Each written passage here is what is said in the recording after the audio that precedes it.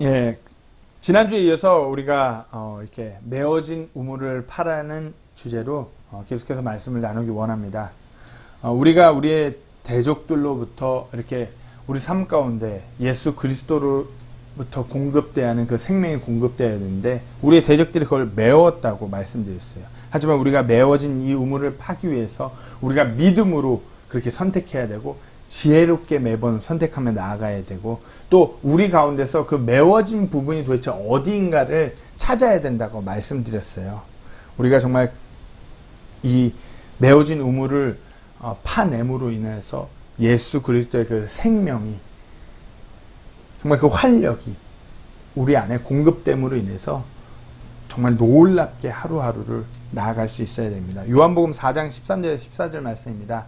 예수님께서 그녀에게 대답하여 이르시되 누구든지 이 물을 마시는 자는 다시 목마르려니와 누구든지 내가 줄 물을 마시는 자는 결코 목마르지 아니하리니 내가 줄 물은 그 사람 속에서 솟아나는 우물이 되어 영존하는 생명에 이르게 하리라 하시니라.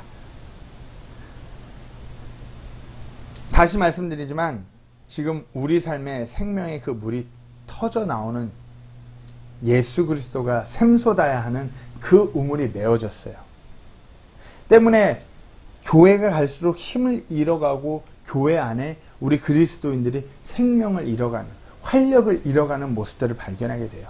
마치 유목민인 이삭의 가족들이 물이 없다는 것은 생명과도 직결되는 문제에 놓인 것처럼, 아니 어찌 보면 그보다 더 어려운 문제, 진정한 생명 대신 그리스도가 희미해져가는 그 긴박한 상황 가운데 우리가 그렇게 나아가고 있는 것 같아요. 제가 거듭 강조하지만 우리에게 있어서 현재 처한 상황은 어찌 보면 너무나 절박하고 긴박한 상황이에요. 때문에 이 긴박하고 절박한 상황 가운데 우리가 메워진 이 우물을 파야 되는 것입니다. 교회가 지금 현재 무엇보다도 필요한 것, 긴급하게 요하는 것은 예수 그리스도를 통하여서 공급되는 생명인데 그것이 메말라가고 있어요. 그것이 희미해져 가고 있어요.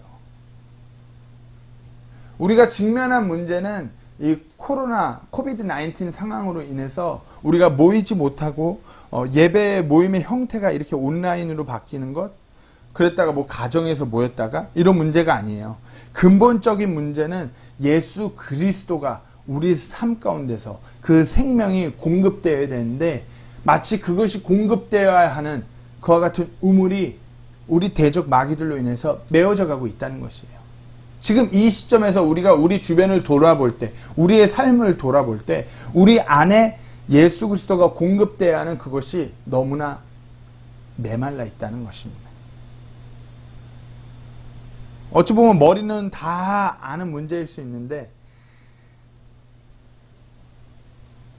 머리로는 다 알면서도 어찌 보면 우리 삶을 돌아볼 때 우리 삶에서 내가 이와 같은 부분이 정말 막혀 있음으로 인해서 내가 예수 그리스도를 인하여 그 얻는 그 생명이 공급되지 못하는 것 같아. 머리로는 알고 있지만 우리가 왜 알고 있음에도 불구하고 그것을 그 메워진 곳을 파내지 못했느냐. 우리가 머리로는 알지만 진정 우리가 우리 삶 가운데서 그 생명을, 그 생명 대신에 예수 그리스도를 갈급해하지 않기 때문이에요. 우리가 정말 그 메워진 곳을 파내기 위해서는 우리가 간절하고 갈급해하고 목말라야 해야 하는 것입니다. 중고등학교 때 우리 도시락을 다 싸갖고 다니셨기 때문에 다 그런 기억이 있으실 거예요. 중고등학교 때 그 생수병을 밤에 이렇게 그 요만한 생수병을 냉동실에 넣어갖고 밤에 얼려갖고 플라스틱 생수통에 물을 얼려갔던 기억이 다 있으실 거예요. 여름에 그 더울 때 이렇게 체육 시간에 밖에서 이렇게 체육 시간 볼 차고 농구하고 이러고 들어오면 막 땀이 줄줄 흘러요. 근데 요즘 교실은 다 에어컨이 있지만 저희 때는 그 선풍기 두세 대가 다였잖아요. 선풍기 그 두세 대가 다였기 때문에 유일하게 이 더위를 식힐 수 있는 것은 얼음물만이 유일한 수단이었어요. 그래갖고 딱 그러고 들어오면은 이렇게 젖어 있는 그 생수통을 딱 꺼내갖고 그 시원한 물을 마실 때 그 더위가 시원하게 내려가는 것, 그 더위가 식히는 것, 그 느낌을 너무 다들 기억하실 거예요. 근데 이렇게 녹은 물을 마시고 이제 얼음이 남았는데 조금이라도 시원한 물을 한두 방울이라도 더 먹겠다고 흔들어 대면서 그걸 붙잡고 얼음을 깨면서 막 쪽쪽쪽 빨면서 아주 그러면서 간절한 그 마음으로 그 얼음물을 마시죠. 누구나에게나 다 이런 기억이 있으실 거예요. 왜냐? 그 시원한 물만이 이 더위를 식힐 수 있기 때문에 그 얼음물이 너무나 간절했죠. 그게 갈급함이에요. 그게 목마름이고. 어찌 보면 이삭은 이와 같은 상황과는 비교할 수 없을 정도로 물이 간절하고 갈급했어요. 이삭에게 있어서 그의 가족들에게 있어서 이 물은 생명과도 연결되는 물이었어요. 유목민에게 있어서 물은 이 우물은 이때 당시 이들에게 생명이었어요. 계속 움직일 때마다 이들이 계속해서 우물을 팔 수밖에 없었던 것은 물이 너무나 필요했기 때문에 이 물이 없으면 자신들이 살아갈 수 없기 때문에 그 물을 진정으로 갈급했기 때문이에요. 우리도 이삭과 같이 우리에게 그 생명을 공급하는 그 우물을 갈급해야 합니다. 내가 예수님께서 공급해 주시는 그 생명수로 살아갈 수밖에 없음을 분명히 알고 그것을 갈급해야 돼요. 그것을 목말라 해야 돼요. 그렇다면 제 질문은 이렇습니다. 우리는 얼마나 우리 예수님을 갈급해하고 있습니까? 우리는 얼마나 우리 주 예수님께서 공급해 주시는 그 생명에 목말라하고 갈급해하고 그것을 절박하게 바라고 있습니까? 코로나 상황이 어려워요. 어렵고 언제 끝날지 모르나 이 한숨만 나오는 상황 가운데서 근심되고 무료하고 답답한 이 상황 가운데서 무엇보다 우리는 얼마나 우리 주 예수 그리스도께서 공급해 주시는 그 생명의 물을, 그 우물을 갈급해하고 있으십니까? 내가 예수님으로 채워지지 않는다라고 하면 숨 쉴 수 없는 그와 같은 갈급함이 우리에게 진정 있냐 이겁니다. 현 시점에서 교회가 갈수록 주저앉고 무너진다고 얘기해요. 이전의 영적 대각성, 그와 같은 부흥이 교회에서 너무나 찾기 힘들어진 상황이라고 그래요. 왜냐? 교회가 모든 것들이 자유롭고 풍요로워지면서 가장 중요한 것을 갈급해하지 않기 때문이에요. 교회사를 돌아봐도 교회가 지금 이때와 같이 자유로운 때, 모든 것이 풍요로운 때가 없었어요. 하지만 교회가 지금 이와 같이 우리 주 예수 그리스도의 그 생명을 갈급해하지 않는 그 시대는 없었어요. 대부분의 그리스도인들이 가장 중요한 것을 갈급해하고 정말 가장 중요한 예수 그리스도를 갈급해하고 바라며 나아가는 삶이 아니라 자신들의 어떤 풍요로운 삶, 안정된 삶, 여유로운 삶을 위해서 나아가는 그리스도인으로 그렇게 나아가는 교회로 많이 전락해 버렸어요. 물론 다 그런 것은 아니지만 너무나 많은 교회들이 그렇게 전락해 나아가고 있어요. 우리가 이삭과 같이 진정 우리 삶의 그 생명을 해결할 수 있는 그 생명의 물을, 그 우물을 갈급함으로 나아가야 됩니다. 성경에서 갈급한다, 딱 그 문자 그대로 갈급하다라는 단어가 시편에서 딱 3번 쓰였어요. 그 펜테스라는 심장이 헐떡거린다는 의미의 단어로 3번 쓰였는데, 한 번은 시편 38편 10절에서 막 심장이 헐떡댄다고, 숨이 막 이렇게 헐떡인다는 의미로 한 번 쓰였고, 나머지 2번은 우리가 너무나 잘 아는 시편 말씀, 제가 설교 때 몇 번이고 이렇게 나눌 때도 했었는데, 그 목마른 사슴이 그 물시내를 갈급한다라고 할 때 그 갈급한다는 단어가 그 구절에 2번 쓰였어요. 시편 42편 10절이에요. 42편 1절이죠. 죄송합니다. 42편 1절에 오 하나님이여 사슴이 물시내를 찾기에 갈급한 같이 내 혼이 주를 찾기에 갈급하나이다. 이때 as the heart panteth after water brooks. 그러니까 사슴이 정말 이렇게 물을 찾기에 갈급함. 이때 그러니까 사슴이 물을 단순히 목말라 이게 아니라 물이 없으면 죽을 것 같이 물을 찾아서 막 막 숨을 헐떡이면서 막 심장이 막 헐떡이면서 물을 찾아 막 그렇게 헤매는 거예요. 그게 갈급함인 것이죠. 그와 같이 내 혼이 주를 찾기에 갈급하나이다.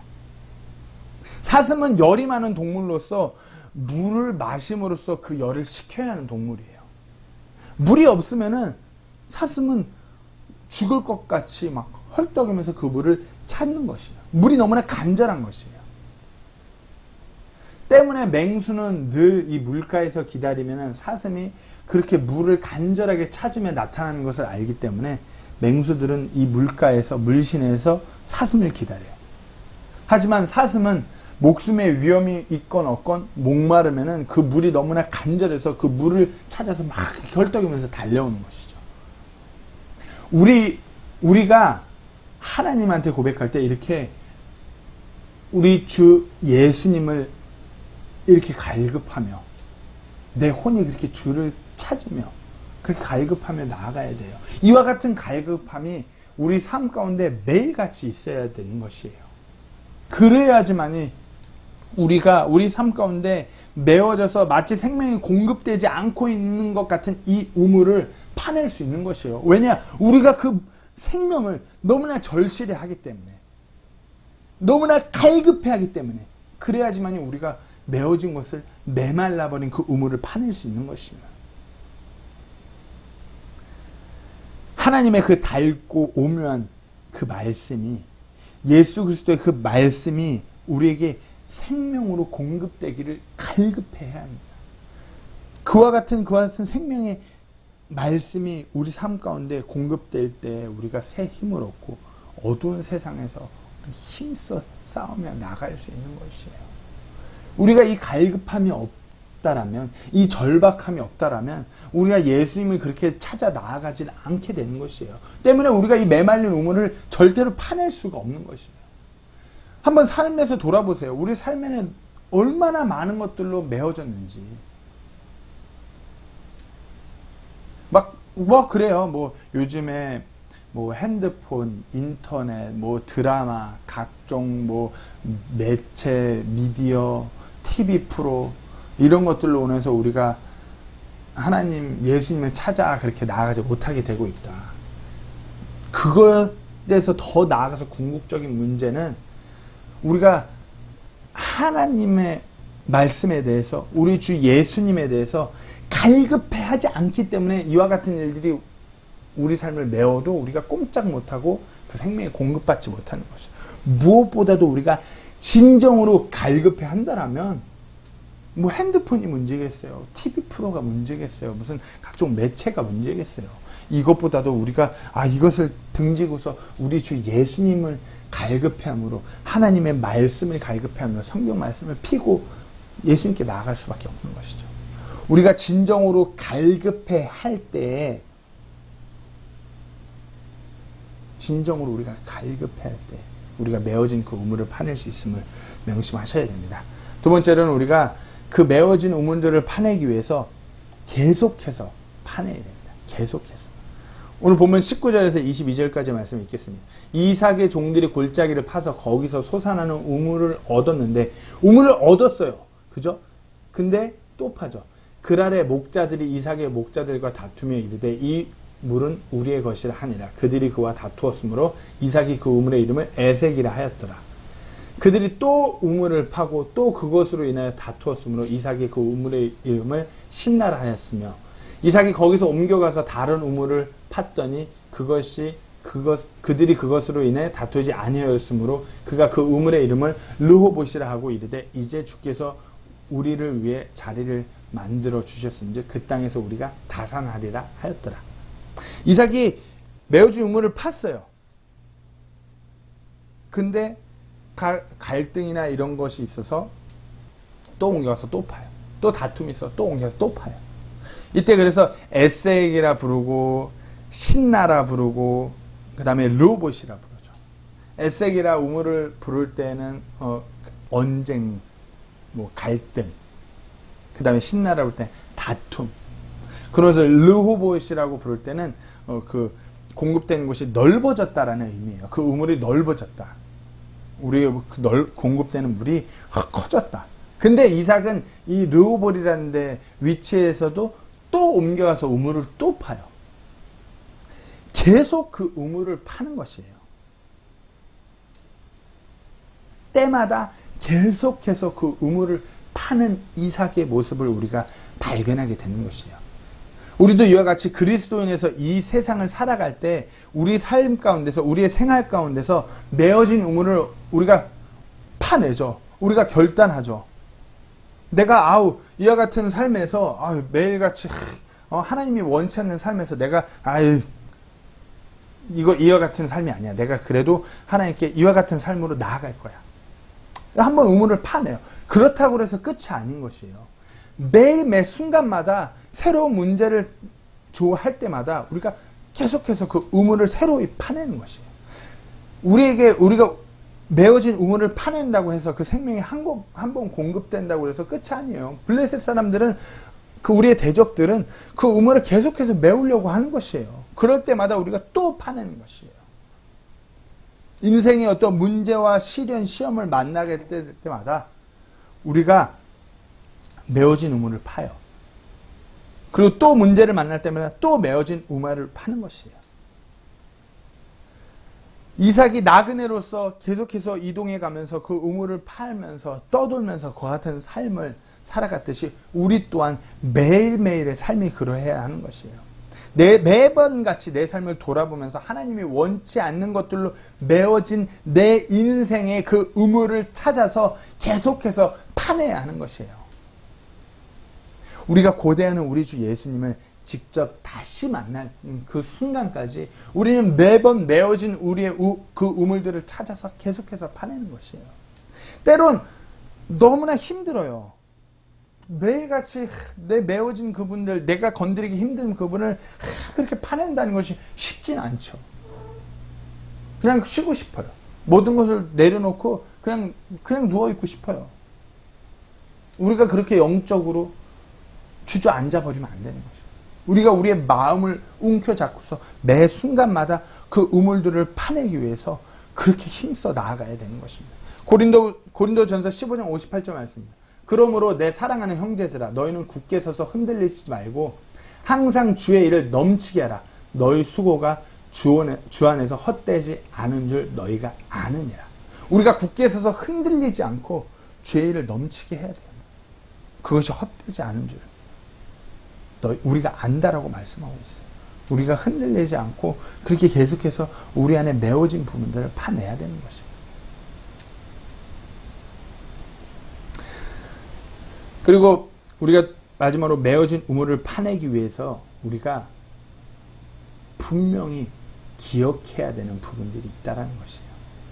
오늘 보면 18절 말씀입니다. 자기 아버지 아브라함 시대에 그들이 팠던 우물들을 다시 팠으니 이는 아브라함이 죽은 뒤에 블레셋 사람들이 그 우물들을 메었기 때문이더라. 그가 그 우물들의 이름을 자기 아버지가 부르던 이름으로 불렀더라. 창세기 20장을 보면 아브라함이 바로 이 그랄 지역에서 머물렀음을 보게 돼요. 그리고 이 지역에서 이삭이 태어났죠. 그리고 이 지역에서 이삭이 자란 것이에요. 그리고 아브라함은 이 지역에 이렇게 나그네로서 떠돌면서 유목민으로 있으면서 계속해서 우물을 팠던 것이에요. 그리고 가는 곳마다 그 우물이 터졌어요.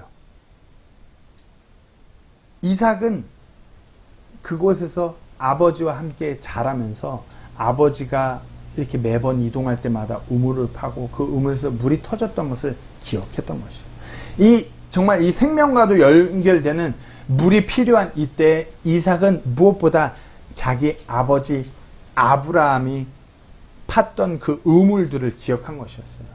이삭이 이동해서 계속 파고 그 뒤에 그 브엘세바까지 가서 우물을 팠던 것은 다 자기 아버지 아브라함이 팠던 우물들을 그 메어진 우물들을 팠던 것이에요. 그것이 어디였던지 기억하고 그 물이 터졌던 곳이 어디였는지 기억하고 이삭은 그렇게 그것을 기억하며 그 메어진 우물들을 팠던 것이었어요. 우리도 어찌 보면 우리 삶에서 절박하고 긴박하게 지금 이때에 우리의 생명 되시는 예수 그리스도를 공급받아야 돼요. 때문에 우리가 그 메어진 우물을 파야 되는 것이고 이는 우리가 생각해보면 이와 같은 문제는 단지 이 시점에, 마치 이 코비드-19 바이러스로 인해서 이 시점에 우리만의 문제가 아닌 것이에요. 이전 시대로부터 그리스도인들은, 교회는 늘 동일한 이와 같은 문제 가운데 놓여 있었어요.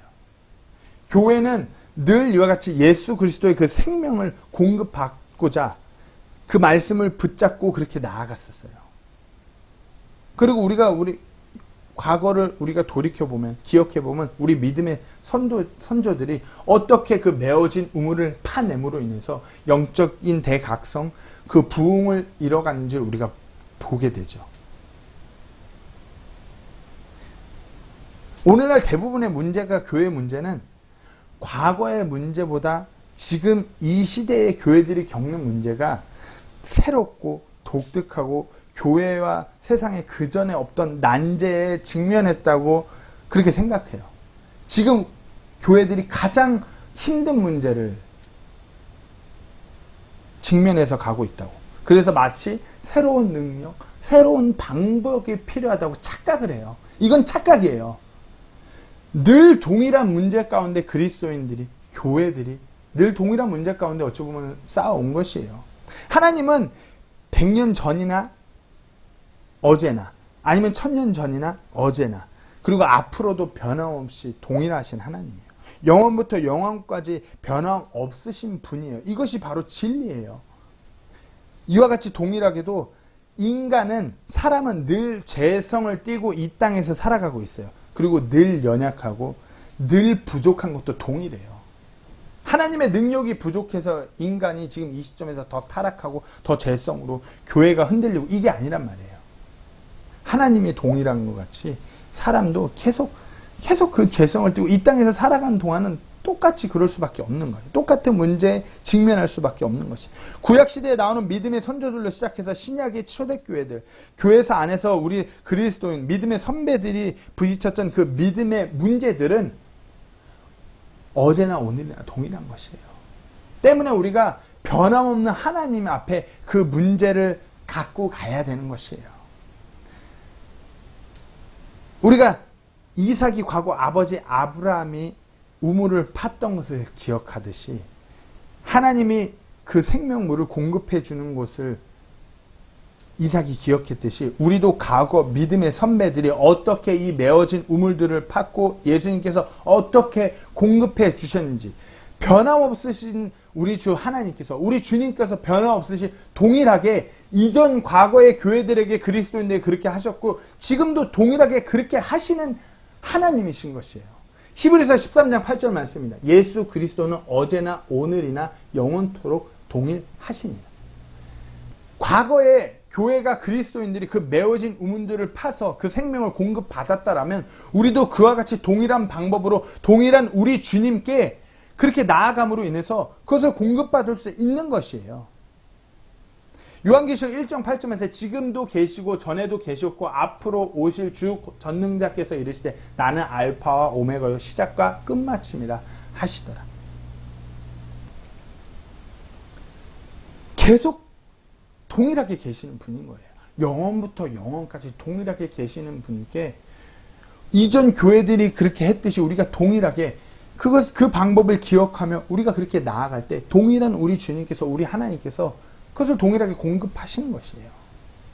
죄가 가져온 가장 강력한 영향 중 하나는 생각의 기능을 마비시킴으로 인해서 기억을 흐리는 것이에요. 때문에 과거 교회의 역사 가운데서 진정 믿음으로 걸어갔던 우리 믿음의 선배들을 잊어버리고 그들이 이뤄놓은 놀라운 교회의 그 영적 대각성, 대부흥을 아무렇지도 않게 생각해요. 그저 그런 일로 그냥 넘겨버려요. 과거 우리나라를 한번 돌이켜보면 우리나라의 믿음으로 나아갔던 우리 주기철 목사님이나 주기철 목사님과 그 교회들, 손양원 목사님, 그 아들들, 그 순교했던 그 아들, 그와 같이 그 목사님들 삶 가운데서 정말 그 상황 가운데, 너무나 어려운 상황 가운데 교회가 핍박받고 교회가 그렇게 어려운 상황 가운데서 영적인 각성을 이루고 교회 안에 진정한 부흥을 이루었던 그것을 기억해야 합니다. 근데 지금 현 시점에 많은 교회들이, 많은 목회자들이, 많은 신학자들이 과거에 이와 같은 목사님들이 믿음은 믿음으로 나아갔지만 말씀적으로 부족하고 신학적으로 많이 부족했다고, 무지했다라고 그렇게 가볍게 여기는, 어리석게 여기는 그와 같은 모습들을 발견합니다. 다 그런 건 아니지만 안타까워요. 과거 우리 믿음의 진보를 이뤄온 이 교회들이 어떻게 영적인 놀라운 영적 각성을 이렇게 이루고 놀라운 진짜 성경적인 그 부흥을 이뤄갔는지를 우리가 기억하고 그것을 따라가야 되는 것이에요. 우리는 과거 이전에 그 많은 영적인 각성을, 그 부흥을, 그 생명을 공급받았던 교회들이 어떻게 그리했는지 기억해야 합니다. 교회가 역사적으로 살펴보면 진짜 암흑기로 침체되는 그 시기가 있었어요. 눌림받고 핍박받고 탄압받고 정말 예수 그리스도가 자꾸만 희미해지려고 그러고 배도되는 무리들이 자꾸 교회에 들어오고 말씀을 온전히 가르치지 않는 거짓 대언자, 거짓 교사들이 들어와서 교회를 자꾸 혼탁하게 만들고 그 가운데서도 영적인 각성을 그렇게 그 암흑기에 일으키고 부흥을 이뤄갔던 그 시대, 그 교회를 우리가 지금 기억해야 되고 그 교회들의 공통점, 그 그리스도의 공통점을 기억하며 우리가 그와 같은 방법으로 이 메말라가는 우물을 파야 되는 것입니다. 어떻게 해요? 그 모든 교회들, 그 암흑기의 교회들이 이렇게 영적인 각성을 이룰 때, 부흥할 때는 그들이 이렇게 파냈던 방법은 단 하나였어요. 오직 말씀으로. 종교개혁 때도 그래갖고 정말 종교개혁이 일어나기 전에는 진짜 암흑기였어요. 천주교 교회들이 하나님의 말씀을 왜곡시키고 공개하지 않음으로 인해서 그 어두운 가운데 그렇게 나아갈 수밖에 없었어요. 대부분의 교회들이. 우리와 같은 믿음의 동일한 믿음을 가진 그 노선의 교회들은 너무나 그 천주 교회들로 인해서 탄압받고 숨어서 예배드리고 잡히면 순교하고 그런 가운데 예배드리고 대부분의 교회는 말씀이 자신들에게 오픈되지 않음으로 인해서 어둠 가운데 있었어요. 종교개혁이 어떻게 일어났어요? 말씀이 오픈이 되면서 말씀이 일반 성도에게 전해지면서 종교개혁이 일어난 것이에요. 이와 같이 과거에 교회가 그렇게 영적인 각성, 대부흥을 이뤄갔던 그 방법은 말씀을 통해서예요. 우리가 메말라가는 메워진 우리의 그 우물을 어떻게 파내느냐? 말씀을 통해서 파내는 것이에요. 그 말씀이 단 하나의 키인 것이에요. 지금 이 시대의 많은 교회들이 마지막 때라고 외치면서 가장 중요한 것을 놓치고 있어요. 과거를 돌아보면서 기억하면서 그 생명이 어떻게 공급되고 어떻게 그 메워진 우물들을 파내는지를 기억해야 되는데 그것을 놓치는 것이에요. 하나님의 그 진리의 말씀은 어제나 오늘이나 동일하게 우리의 삶 가운데서 우리 주 예수 그리스도의 그 생명을 공급해주는 유일한 진리이고 유일한 수단인 것이에요. 우리가 어떻게 예수 그리스도를 우리 개인의 주로 개인의 주로 받아들입니까? 우리가 어떻게 구원을 받습니까? 하나님의 말씀을 통해서요. 우리가 어떻게 우리 주 예수 그리스도께서 나의 죄를 대신하여서 그 고통, 그 죄값을 치렀는지 우리가 어떻게 알아요? 하나님의 말씀을 통해서요. 하나님의 말씀을 통해서 우리 주님께서, 우리 예수님께서 내 죄를 대신해서 십자가에 못 박히셔서 그 육신의 고통, 그 영적인 고통, 그 내면의 정신적인 모든 고통까지도 다 치르셨음을 우리가 하나님 아버지의 그 말씀을 통해서 알고 감사하고 그분을 찬양할 수 있는 것이에요. 이 말씀을 통해서 죄인들이 죄에서 돌이키는 그 회개를 하고 예수님을 믿음으로 구원받는 것이에요. 이 말씀을 통해서 생명이 공급받는 것입니다.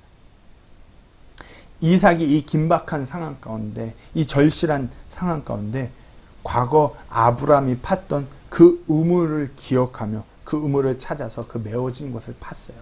그렇듯이 우리도, 우리 교회가, 과거 교회들이 영적으로 그렇게 어두운 상황 가운데 있을 때 생명을 얻었던 그 방법, 그 말씀을 붙잡아 나아가야 되는 것입니다. 1735년 미국의 매사추세츠의 아주 작은 마을 노샘프턴의 한 교회에서 놀라운 영적인 각성, 부흥이 일어났어요. 이 부흥이라 하면은 무슨 교회 성도가 많아져 갖고 교회 건물 크게 짓고 교회가 유명해지고 이런 부흥이 아니라 진정 죄 가운데 있던 죄인들이 구원받고 교회에 더해지고 침례받고 말씀대로 살아가고자 그렇게 자신을 드리는 그와 같은 부흥, 영적인 각성이 일어났어요. 이 놀라운 사건에 대해서 그 교회 담임 목회자였던 조나단 에드워드 목사님께서는 이 놀라운 사건에 대해서 자기가 이렇게 자서전을 글을 써서 기록했습니다. 한 부분이에요, 그거에. 제가 읽겠습니다. 이 역사는 그 마을을 영광스럽게 바꿔놓았다. 부흥이 일어난 후 봄과 여름에 그 마을은 하나님의 임재로 충만한 것으로 보였다. 그 전에는 그때처럼 사랑이 충만하거나 기쁨이 충만하거나 비통함으로 충만한 적이 없었다. 거의 모든 집마다 하나님의 임재를 나타내는 주목할 만한 그 증거들이 보였다. 식구들마다 자신들에게 찾아온 그 구원으로 인하여서 기쁨을 누리고 있었다. 부모들은 자녀들의 거듭남을 즐거워하였고 남편들은 아내가 거듭난 것을, 아내들은 남편의 거듭난 것을 기뻐하고 있었다. 하나님의 능력이 그곳에 드러났다. 공적인 예배 모임은 너무나 아름다웠다. 성도들은 하나님께 살아있는 예배를 드렸다. 누구나 진지하게 예배에 전념하였고 예배에 참석한 모두는 목사의 입에서 나오는 그 말씀을 열심히 경청하였다. 모여서 하나님의 말씀이 전파되면 때때로 눈물을 흘리곤 했다. 어떤 사람들은 슬픔에 비통해하면서 울었고 어떤 사람들은 기쁨과 사랑에 겨워 울었고 어떤 사람들은 자기 이웃들의 영혼에 대해 긍휼히 여기며 울었다. 이 작은 마을 교회에 하나님의 말씀을 통해서 놀라운 부흥이 일어났었습니다. 어떻게 해요?